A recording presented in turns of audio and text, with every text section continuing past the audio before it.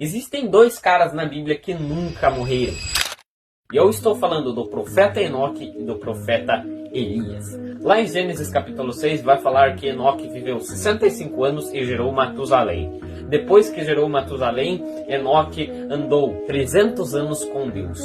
E já não foi mais visto porque Deus o tomou para si. Esse texto não está falando da morte de Enoque com 365 anos. Porque todas as pessoas que aparecem nesse capítulo morreram com aproximadamente 900 anos. Já Enoque desapareceu com apenas 365 anos. Que já naquela época foi bem diferente. Se o texto quisesse falar da morte de Enoque, falaria que ele viveu 365 anos e morreu, assim como falou de todas as outras pessoas nesse mesmo capítulo. Mas o texto fala especificamente que Deus tomou Enoque para si. E lá em Hebreus capítulo 11, Paulo vai falar que Enoque foi transladado. Muitos relacionam esse caso com o caso de Felipe, onde ele desaparece de um lugar e aparece em outro, ou seja, ele é teletransportado. E a palavra ali no grego é harpsen, que significa ser raptado. Porém, especificamente, quando vai falar de Enoque, vai falar que ele foi transladado para não ver a morte. Ou seja, esse texto deixa quase claro que Enoque não morreu. Muitas pessoas interpretam que Enoque morreu sim, mas foi uma morte que ele não sentiu.